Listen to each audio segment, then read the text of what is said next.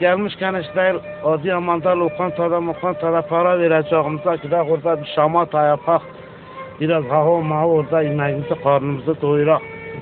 Ondan sonra çekak gidelim. İşte beleşe gelir ha.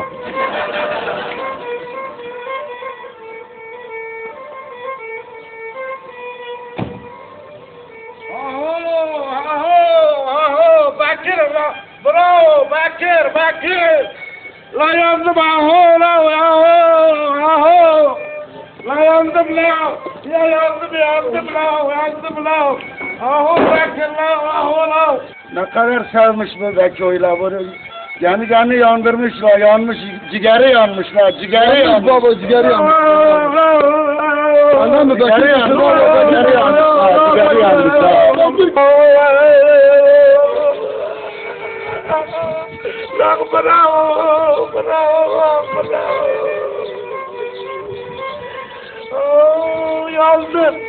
Yandım.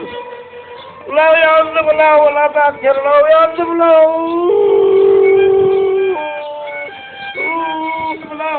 Aho Bakır la, aho. Yandım.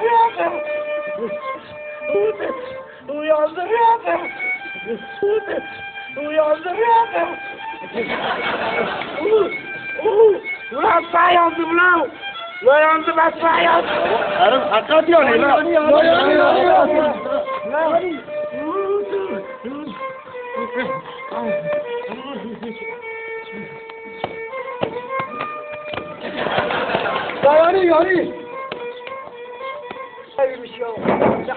Ciğeri yani baba ciğeri yani. Bakır gitti la. Hakikat yandı ulan. Ateş atmış sırtına.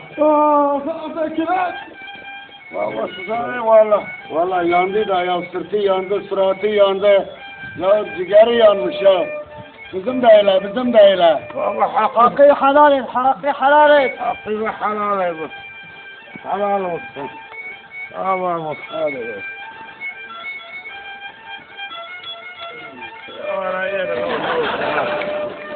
Yere o yemeğin de lazım. Yemeği yaktıyla başımızdan alardı. Eski baba her tarafım yanıyor. Yandım yeri. Asla yandım diye kimse de inanmıyor. Karamol olaydı, gelmeyen. Karamol olaydı.